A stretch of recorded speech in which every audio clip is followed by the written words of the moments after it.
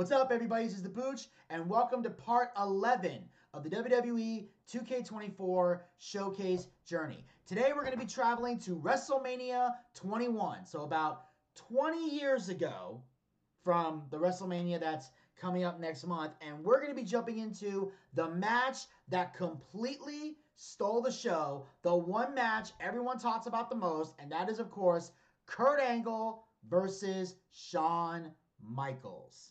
So let's sit back and enjoy this edition of the 2K24 Showcase Journey. Latino Heat himself showing that he did indeed know all the tricks needed to defeat Kurt Angle. Whoever thought that a loose boot could ever be so helpful? A fantastic win in a very special matchup, and Eddie Guerrero remains WWE Champion at WrestleMania 20. For our next match, we go to the very next year, and WrestleMania 21 in Los Angeles, California. The card was loaded from top to bottom. It would feature the first WWE John Cena and Batista. Ever heard of him? Also on this night, a dream match of the highest order was set to take place. Folks, the issue between Shawn Michaels and Kurt Angle blew up so quickly and so unexpectedly. Oh, okay. 2005 Royal Rumble match. After falling short in a WWE Championship match earlier in the night, Angle would steal someone else's number, looking for one last chance at the WWE Championship. And Angle was a whirlwind of offense once he hit the ring. But it was to be short-lived, as Michaels would stun the crowd and eliminate Angle only 37 seconds after his arrival on the scene.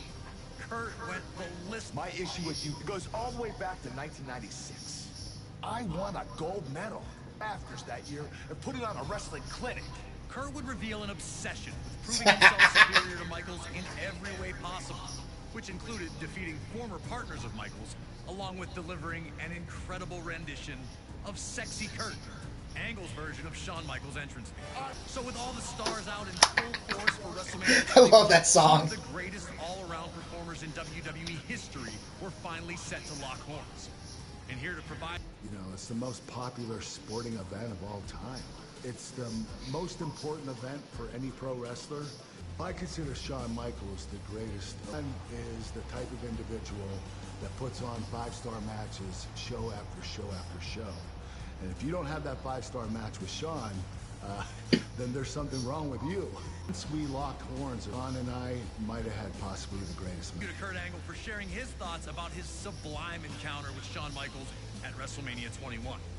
With that, it's time for you to show that you've got the intensity, integrity, and intelligence. WrestleMania will be looking for every opportunity to stop you in your tracks.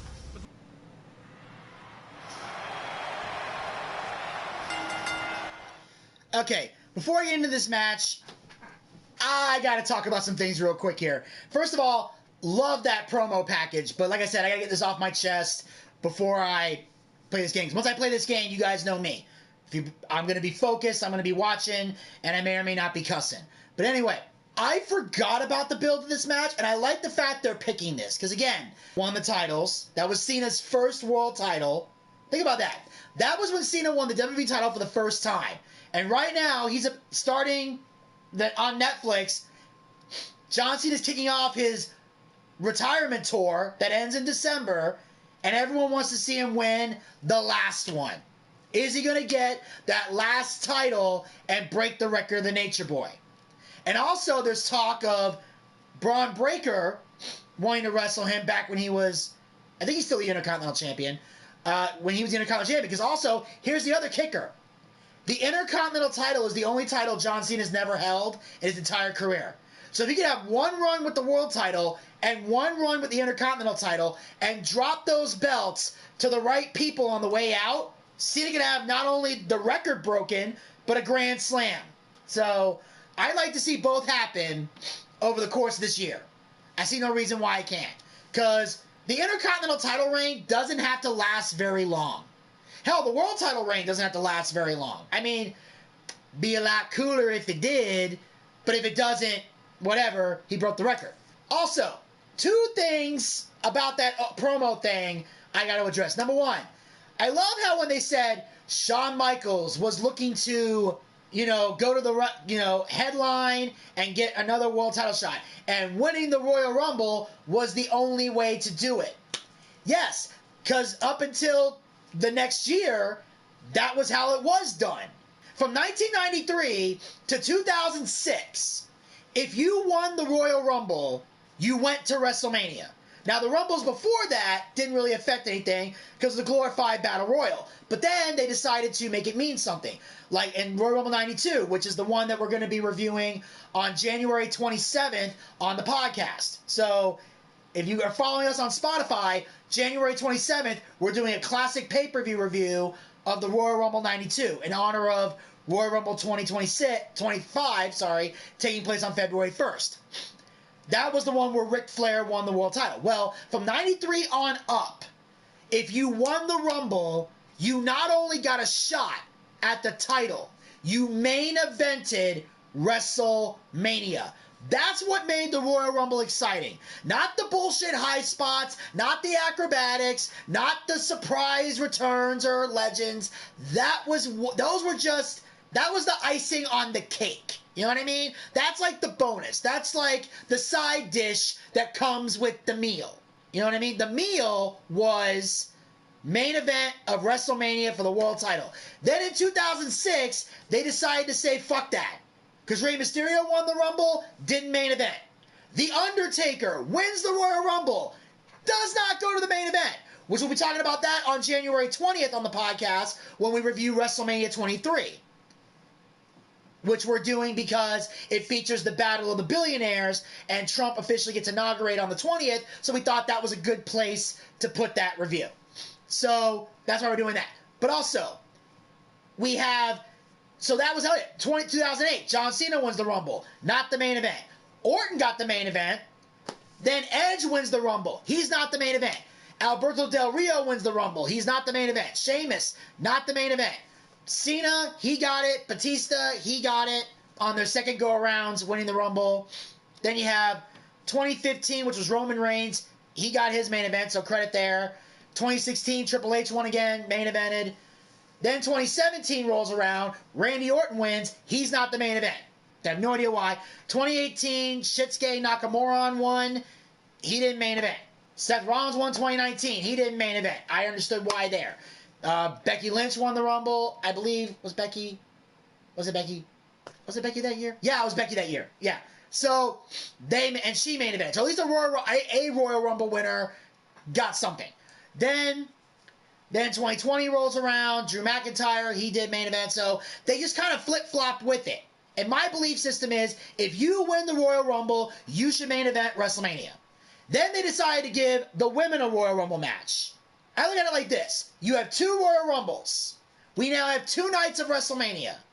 I believe each Royal Rumble winner should main event both nights. The women get night 1, the men get night 2. Because without that WrestleMania main event, the Royal Rumble is meaningless. It's nothing more than a glorified battle royal, which is counterproductive to the women's revolution, evolution, movement, whatever the fuck you want to call it, because the whole concept of give divas a chance and taking women's wrestling seriously was to get rid of battle royals, because at WrestleMania, that's all they were doing 90% of the time. The women weren't getting a lot of in-ring title matches and everything, or a title match would be a battle royal or something random. So that's just my take on that. But also, another thing that made me laugh, and I'll wrap up with this before I start the game. I love something Kurt Angle said to Shawn Michaels. He said, this rivalry goes back to 1996. He said, I won an Olympic gold medal, and I hear people telling me about some guy named Shawn Michaels ziplining to the ring and putting on a wrestling clinic. That, to me, has got to be a shoot. A worked shoot promo right there. Because as someone who not only understands the business of pro wrestling, but also wrestled in high school. I was a high school wrestler. I was on the wrestling team. I actually started in middle school. From 7th grade to my senior year of high school, I was a wrestler. High school grappling, folk style wrestler. I can tell you right now, one thing amateur Olympic wrestlers, college wrestlers, high school, whatever, that style of wrestling, what they hate the most is pro wrestling. It's actually frowned upon to watch it if you're a legit amateur wrestler. Kurt Angle was told not to watch it. Eventually he did, and he started to respect it, got into it, and understood what it was about. But that used to piss off wrestlers because when someone would say, what do you do? Like, oh, I'm a wrestler. I'm on the wrestling team. Oh, you do that fake stuff on TV? It's like, no, I do actual wrestling. Sure, you do actual wrestling. Like, that would piss people off. Now, obviously, I'm using the word fake because that's what other people would say. I would never use that word, and it's a dirty word to say in the wrestling business. Never say that. I'm in the business, so I can use it. That's kind of the rule. If you're in the wrestling business, you can say it somewhat. But if you're not in the wrestling business, don't ever say it to someone in the business. It doesn't end well.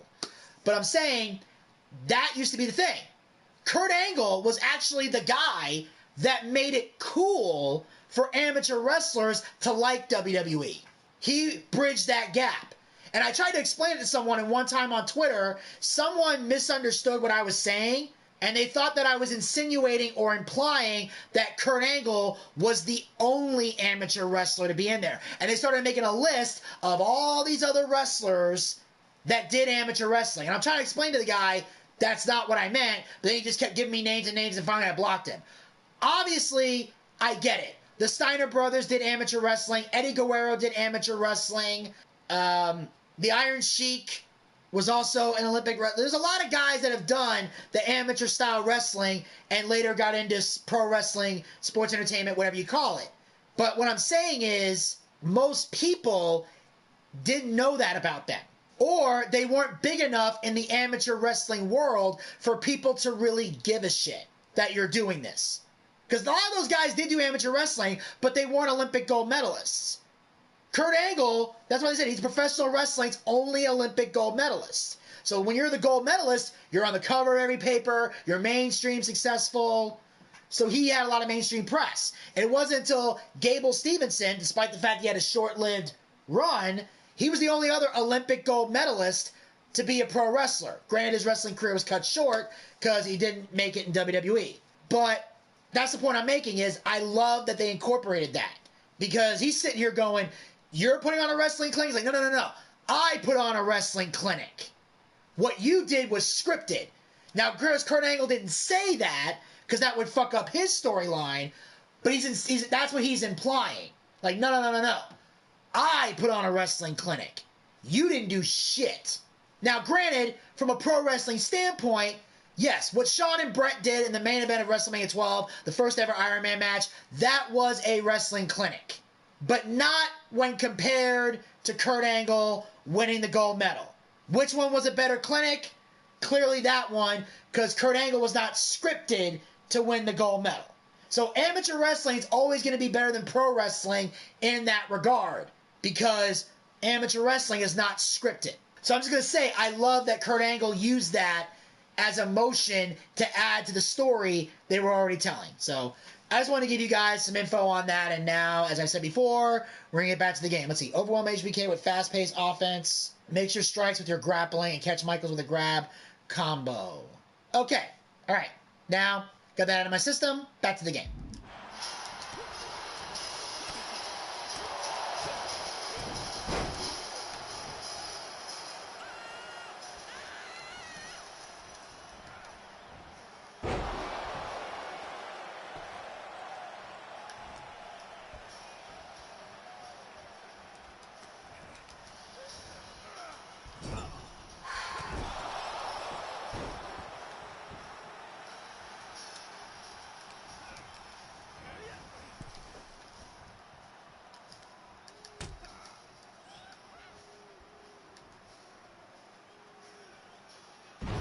Boom!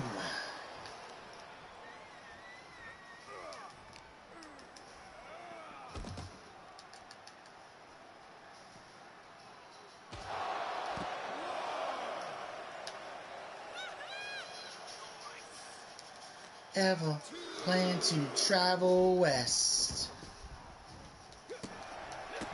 Get your kicks on Route 66.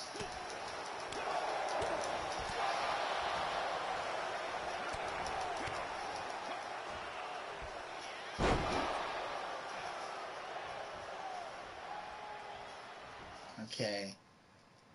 A German suplex while Michaels is on foot will have him second-guessing himself. Alright.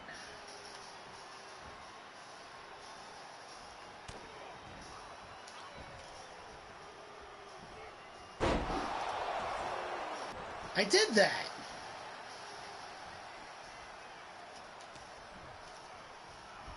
Oh, okay. I'm supposed to do it from the front.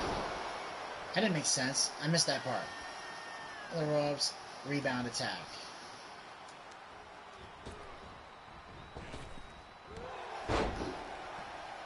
Okay.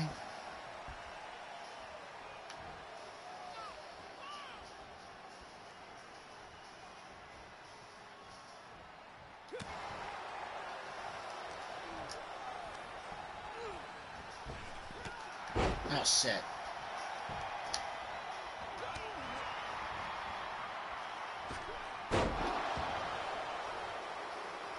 Okay. Get Shawn to the ring in front of the announce table and unleash a light attack. Okay, out to the ring in front of the announce table. Got it.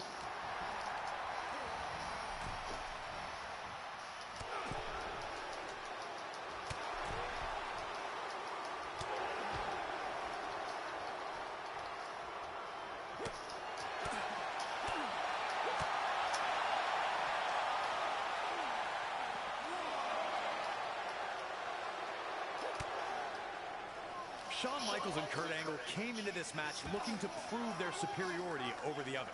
Now, the match was about to kick up a notch. Angle looking to suplex Shawn Michaels. An Angle slam into the ring post was not what anyone was expecting to see so early. But Angle would look to target Shawn's main weak point, going for the back that had been injured in 1998 and forced Michaels out of action for 4 years. Show him this is your ring and send him flying across the ring with a belly-to-belly suplex. Alright.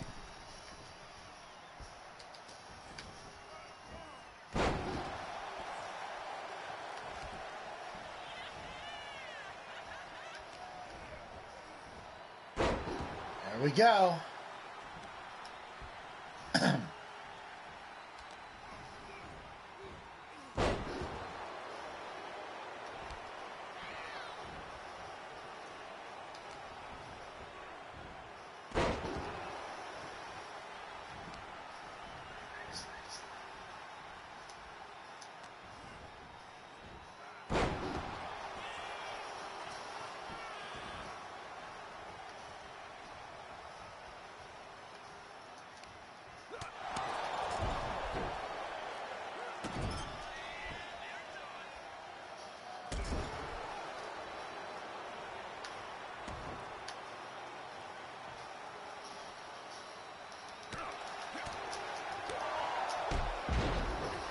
Okay.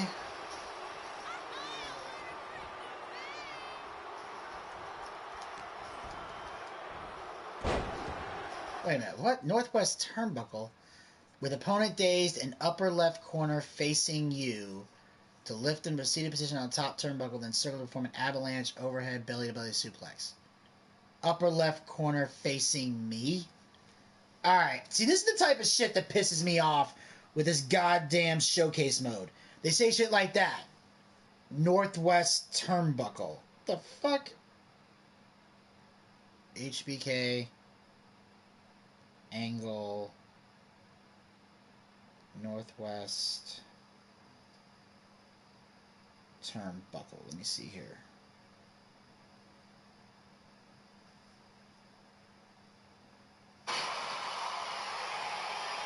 Okay.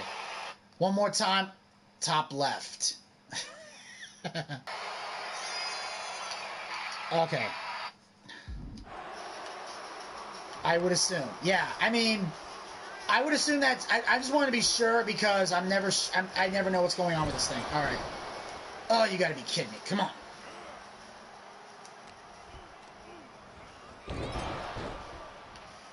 You put the hard in hard cam.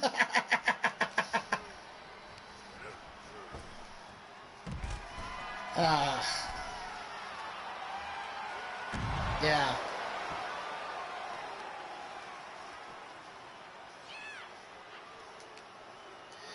That I do, Jamie. That I do.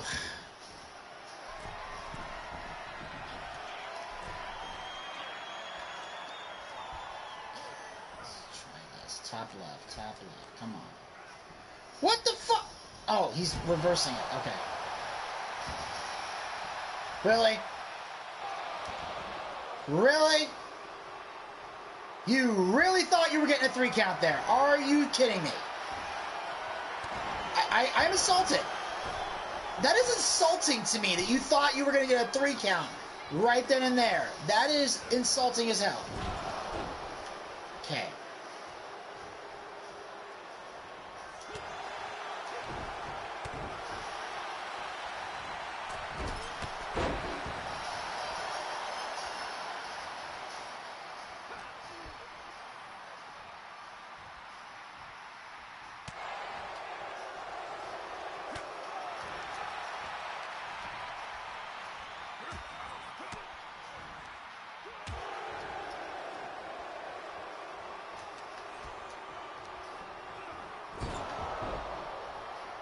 Okay.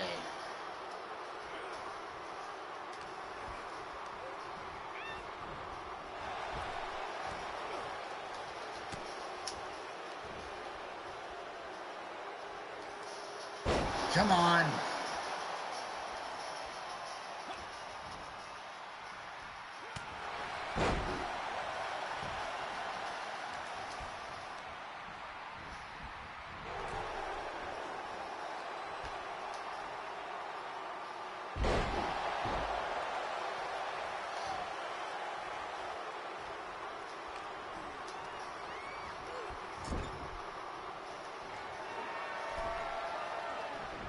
There we go. The only thing that had worked at that point.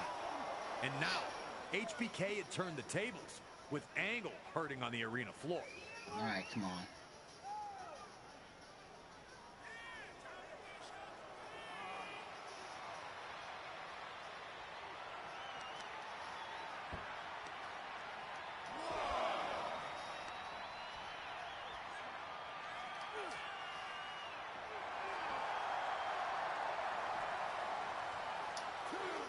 Okay, so that's the ankle lock.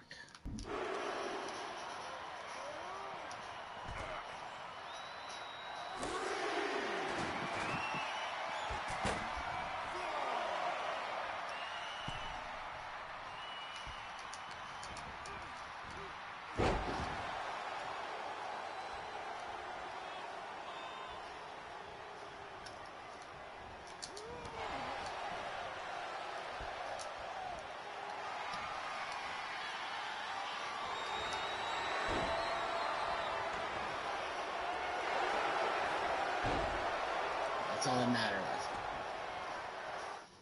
Let's see if he can handle your exploder suplex in the ring. Okay, exploder suplex. Got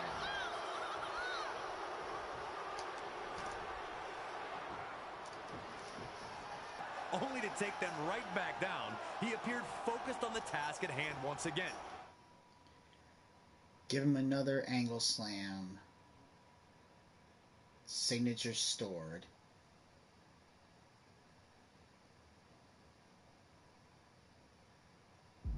Defeat Shawn Michaels and prove himself as WWE's best all-around competitor.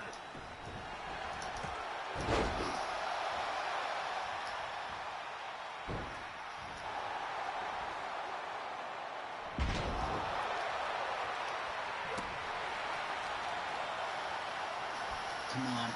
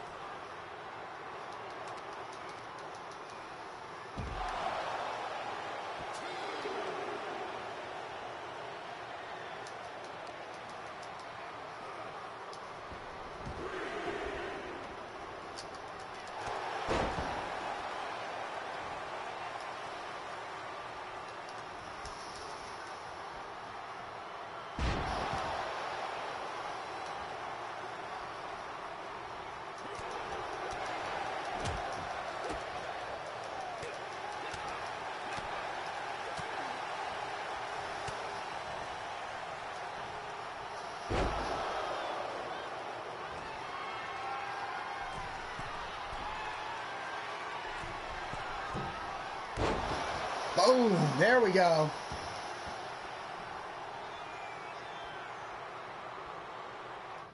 Hold on. Circular X from grab at the head of face down opponent. So, okay.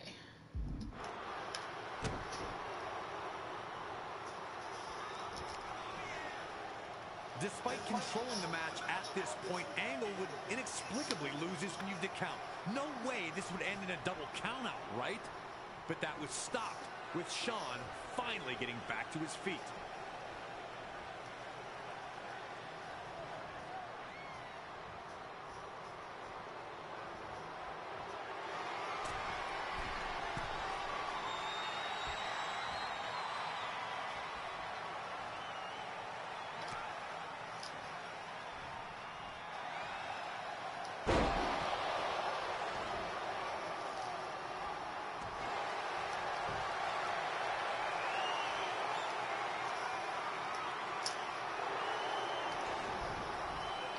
Oh, wait.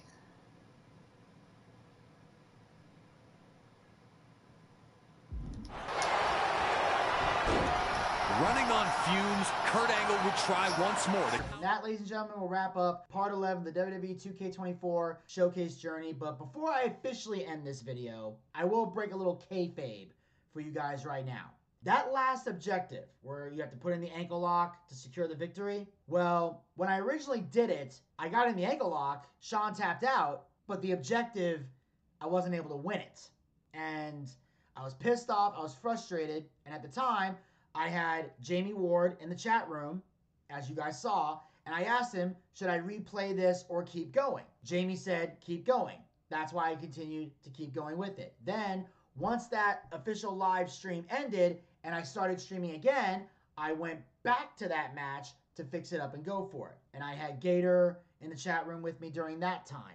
So that's why if you hear the Gator chat, which is going to be popping up in a future video down the road, and you hear a little weird shit in the background, that's why you hear that, because I had to make adjustments here and there to make everything flow and everything make sense and just get it to where I want it to be. But I didn't want to replay the whole thing again. That's why I just did that last little cut right there to show Kurt Angle winning and securing the victory. But here's the catch. Instead of holding X, you have to tap X. So you press R2 and you just tap it. Then you give a tap. So that's a key thing you need to remember when you play that game. Tap the X. Because if you don't tap it, it doesn't count. And again, I don't know what the fuck is wrong with WWE 2K24 on this, but these specific rules need to be mentioned when completing the fucking objectives. Don't just assume we fucking know. If you confuse them, you lose them. That is something people forget in wrestling, in entertainment, and in life. If you want something done a specific way, tell the people how to do it. Don't be like a girl in a relationship and try to make the guy figure this shit out on their own. That's part of the reason why most guys in relationships play video games and ignore their girlfriends, because they're tired of trying to figure shit out all the goddamn time that could easily be explained. So it's just like, fuck you, bitch. I'm gonna play this game to calm down. Now the game wants to be irrational. It's like, you're supposed to be my escape, goddammit. So just keep it simple, 2K. Assuming you're even watching this, but anyway, just remember, on that last objective, tap X. Don't hold it. All right, make sure you guys follow us on all of our podcast platforms. Links are down in the description box below. Follow us on our social media platforms. Links are down in the description box below. And of course, as always, hit the subscribe button and ring that bell to be notified so you never miss another episode of the WWE 2K24 Showcase Journey, as well as other additional Boochcast YouTube content. We'll talk to you guys next time. Until then, pizza, baby!